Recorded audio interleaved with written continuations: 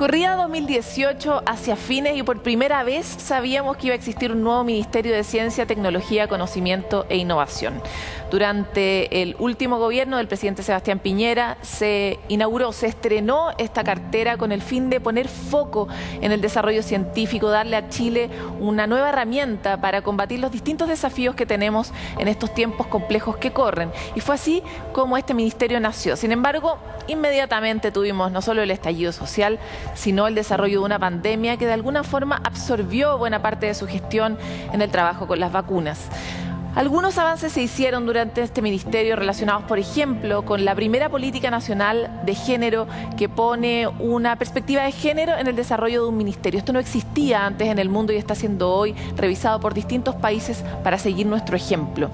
Sin embargo, mucho camino queda por delante. Necesitamos un presupuesto que es al menos 3 veces el que tenemos hoy día, incentivar áreas específicas que permitan atraer sobre todo capitales privados, sin los cuales nunca vamos a lograr el nivel de desarrollo de los países de la OCDE. Por eso hoy día tenemos a un invitado, el invitado que hay que tener en este momento, que es el nuevo ministro de Ciencia, Tecnología, Conocimiento e Innovación, y con esto los dejamos invitados a quedarse porque aquí comienza Futuro 360. El gobierno del presidente Gabriel Boric no solo se ha comprometido con ser el primer gobierno ecologista de Chile, sino que también con esta tarea que parece titánica de llevar el presupuesto de un 0,34% a un 1%. ¿Cómo se va a lograr todo esto y qué otras tareas tiene como foco el nuevo jefe de la cartera? Se lo contamos en la siguiente nota de Cristian Noguchi.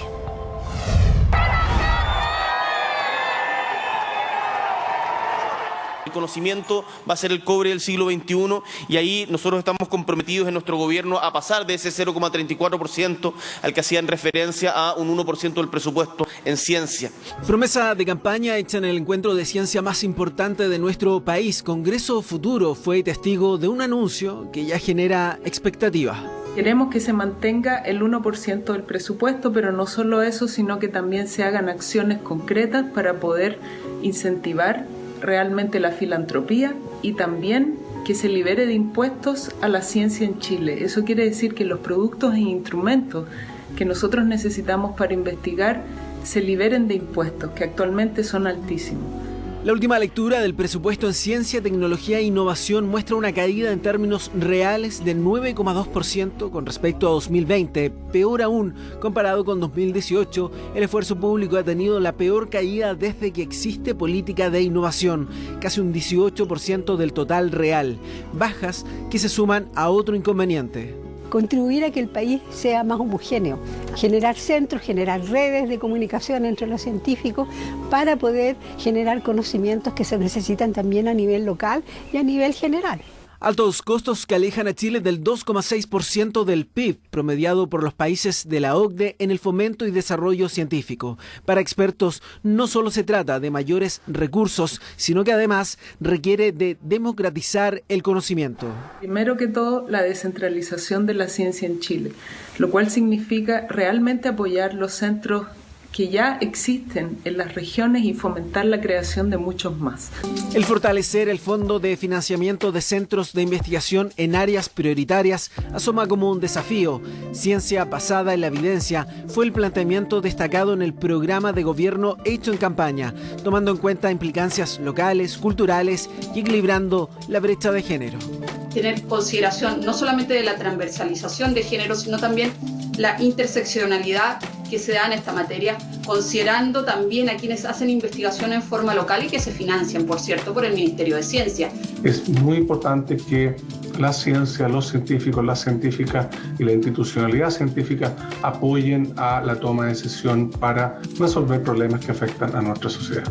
Un ministerio que ha asegurado operar de forma transversal para diversos desafíos: la contaminación lumínica y la investigación de la astronomía, los neuroderechos, la inteligencia artificial, el manejo de la pandemia y la creación de capital humano son solo algunos de ellos. Cómo generar, ¿no es cierto?, nuevas formas de relacionarnos que trasciendan el consumo, una visión excesivamente a veces tecnocrática, ¿no?, las apuestas por la tecnología, ¿no?, y tomar conciencia de lo que significa hoy la humanidad, ¿no? Tareas para el ministerio más joven del gobierno, pero el que está llamado a convertirse en protagonista dentro de la nueva administración, en el que la ciencia asuma un rol mucho más relevante en la toma de decisiones.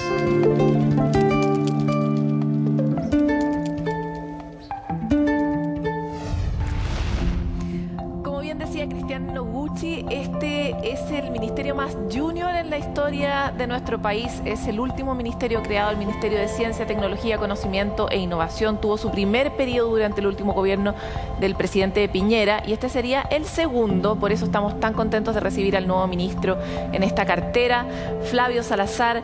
Doctor, biólogo, una persona que se ha dedicado mucho al mundo de la inmunología, la inmunoterapia. Estoy haciendo una súper síntesis de su currículum, pero es alguien que ha estado muy cerca también de la política pública, ha trabajado como vicerrector de la Universidad de Chile y por lo mismo es tan importante esta primera conversación.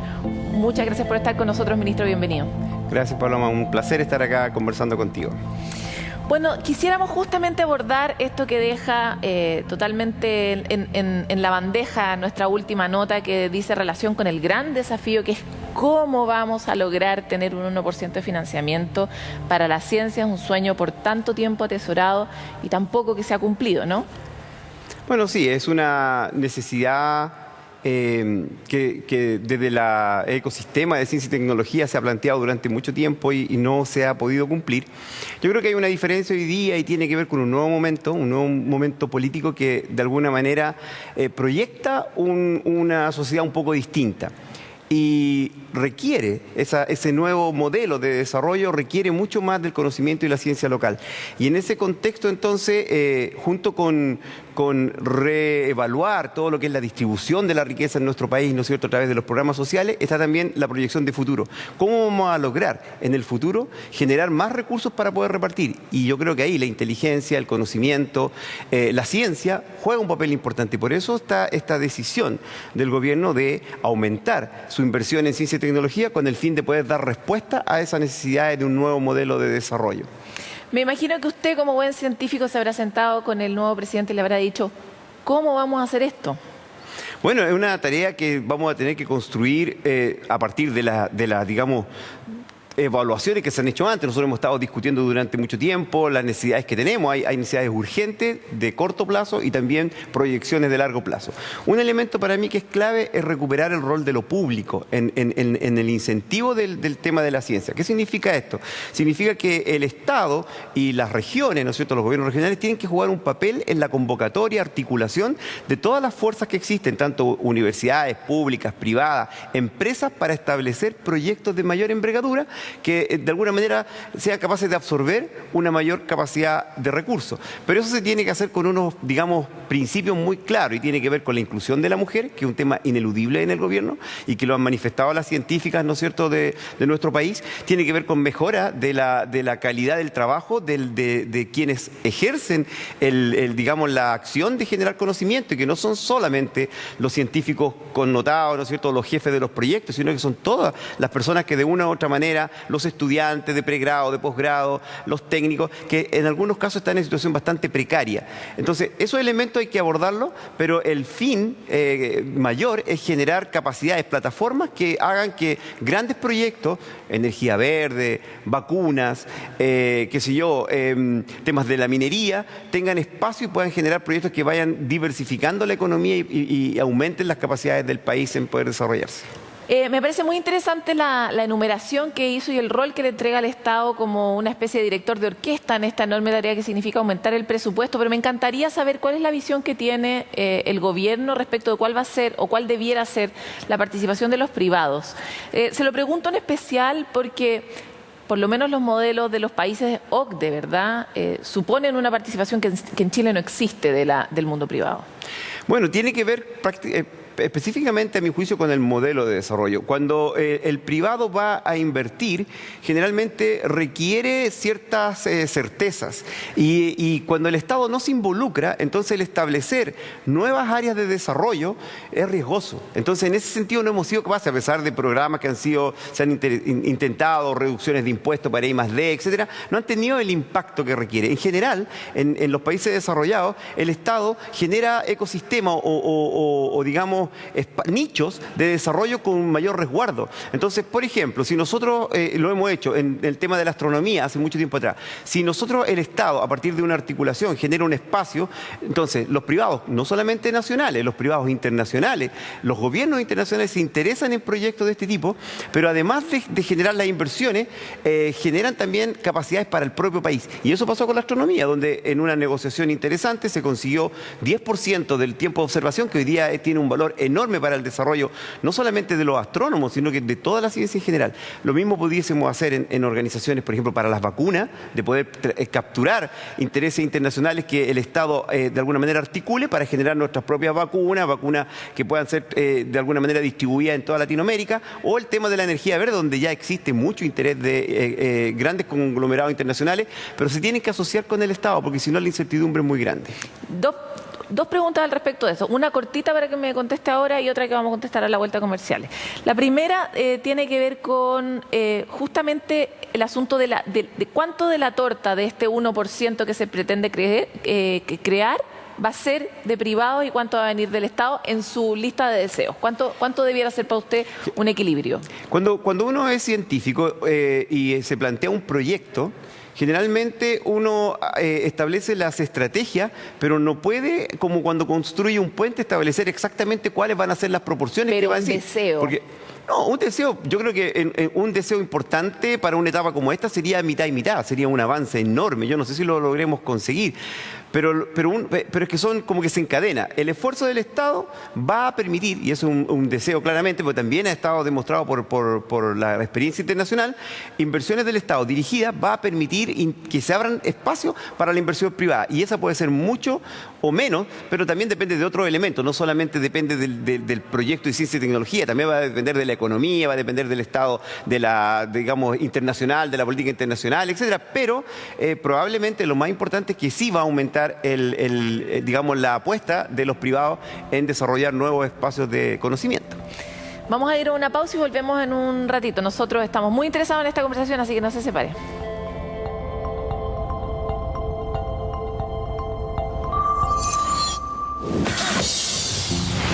Volvemos, como les comentábamos, estamos en la primera entrevista en profundidad que tenemos en Futuro 360 con el nuevo ministro de Ciencia, Tecnología, Conocimiento e Innovación, Flavio Salazar. Y quisiera volver sobre lo que estábamos hablando un poco y ahora enfocarlo en algo que se ha convertido en una especie de marca Chile a nivel internacional, que ha sido nuestro proceso de vacunación, ¿verdad?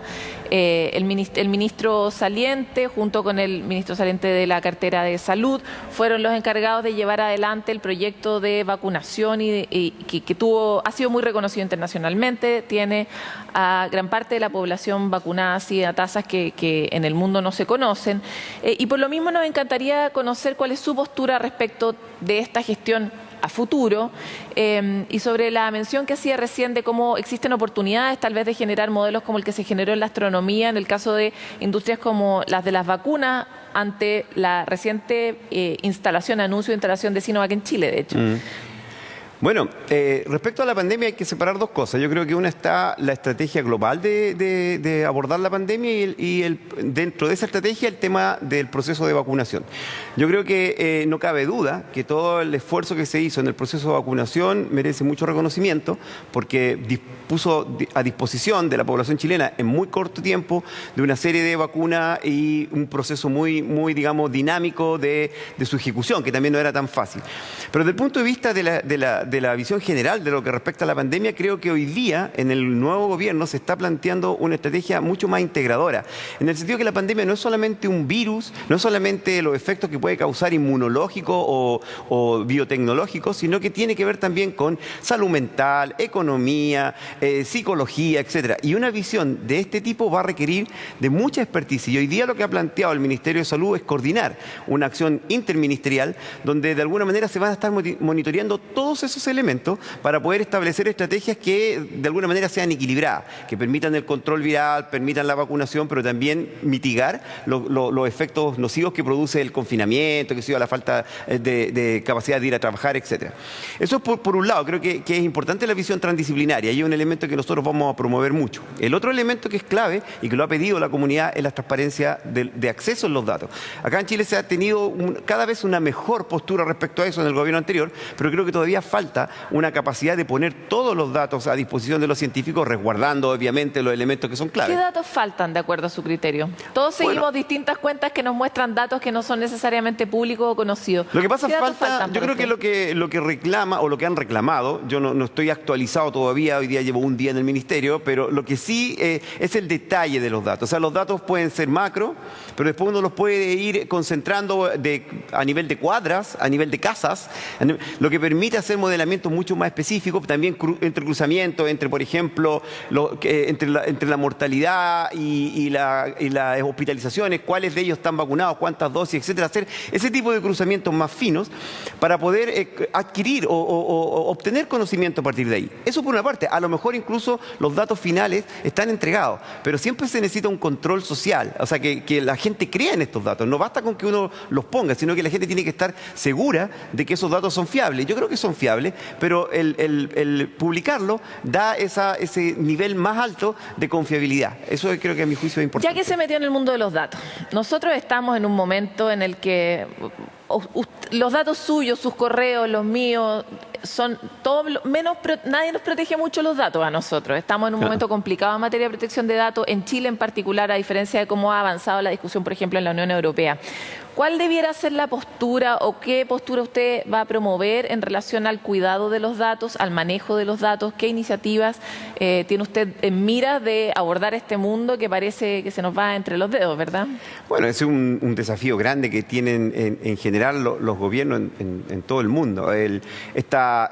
Digamos, equilibrio que tiene que existir entre la posibilidad, ¿no es cierto?, de comunicarnos, de acceder a la información y, por otra parte, resguardar los derechos a la privacidad, etcétera. Bueno, ahí ya hay algo avanzado. Yo no me he metido así en detalle todavía como para decirle esta es la postura que vamos a tener, pero claramente vamos a tener que buscar una forma de proteger la integridad de los datos de las personas. Y hay varias, digamos, iniciativas que se han discutido tanto en el Congreso del Futuro, también en algunas comisiones que el ministro anterior tenía. Yo no he podido acceder a toda esa información aún como para darle una respuesta concreta, pero que la vamos a tener en cuenta porque creo que es muy importante. Entonces tiene que equilibrarse también la apertura de acceso de datos, la democratización, con el resguardo de la privacidad. Y eso es una ecuación que no siempre es tan fácil, pero hay que buscar la mejor forma de equilibrar. A nosotros nos interesaría mucho también comprender cuáles son sus obsesiones como ministro para este periodo. Bueno, no sé si llamarlo obsesiones, pero un interés importante tiene que ver con lo que mencionaba al principio. El fortalecimiento de lo público requiere experimentos demostrables, o sea, requiero ejemplos. Voy a buscar los ejemplos para poder transmitir la viabilidad de estos proyectos de interacción público-privada, no dejarlo en la teoría. Un ejemplo, por ejemplo, tiene que ver con las vacunas. Usted mismo lo mencionó, en Chile ya se están generando acuerdos con empresas internacionales como Sinovac que van a generar parte de su producción en Chile, lo que es bueno, pero eso a mi juicio no es suficiente. Existen otros proyectos, por ejemplo, proyectos de la Universidad de Chile con otras universidades que están promoviendo la generación de una plataforma, un centro de producción de vacunas y biológicos que creo que va a tener dos ámbitos. Uno, el generar capacidades para producir vacunas de otras empresas y distribuirlas en Latinoamérica, y también levantar capacidades de los propios científicos de las universidades para generar prototipos y probarlos en estudios clínicos. Ese es un tema que yo conozco mucho, que hemos trabajado mucho con la Universidad de Chile, con otras universidades, y creo que tiene una oportunidad muy grande hoy día que en el gobierno existe la voluntad de participar en esos proyectos. Yo creo que eso le va a dar viabilidad y va a ser un tema que va a generar un impacto muy importante para demostrar que la alianza público-privada es posible y que es beneficiosa para el desarrollo del país.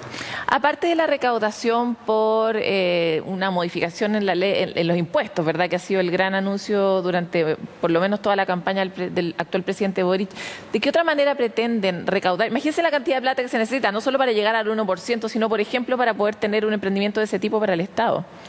Bueno, primero, o sea, con respecto a la primera parte, hay mucho espacio y se está discutiendo tanto en la Convención Constitucional como en el mismo gobierno que tiene que ver con los royalties y los impuestos a los recursos naturales. O sea, ahí hay un espacio importante.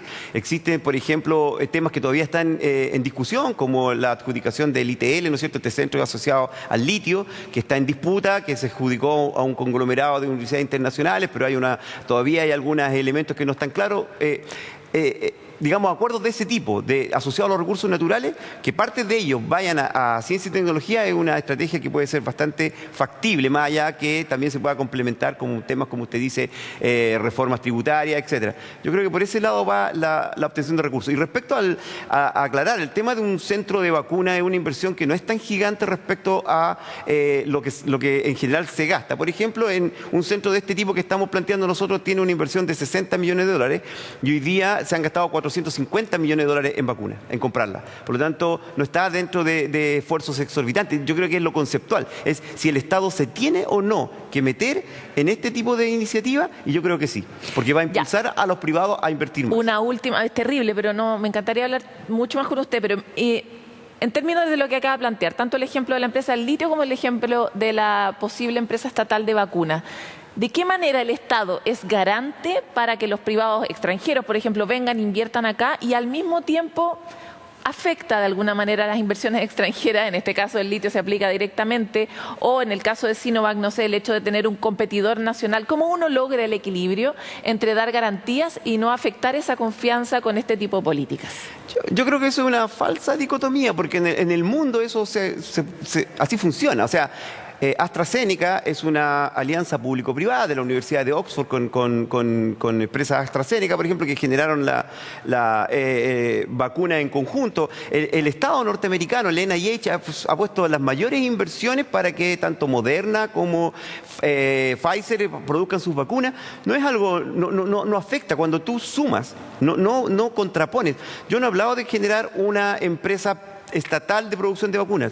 He hablado de una alianza público-privada donde sea una empresa mixta con participación del Estado y con participación de privados. Los porcentajes los vemos después, pero asegurar algunos derechos, por ejemplo, para el Estado. Por ejemplo, ¿cuál derecho? En una pandemia determinada en el futuro, que el Estado pueda de alguna manera direccionar esa fábrica para que produzca las vacunas que nosotros necesitamos, pero en ese momento de emergencia. Eso lo puede establecer en un contrato. O que se reserven tiempos de producción para elevar I+D nacional, que eso, como se hace con la astronomía. Ese tipo de alianza público-privada creo que no es contradictoria con el mercado, no es contradictoria con el interés de las empresas internacionales. Creo que además fomenta la inversión extranjera.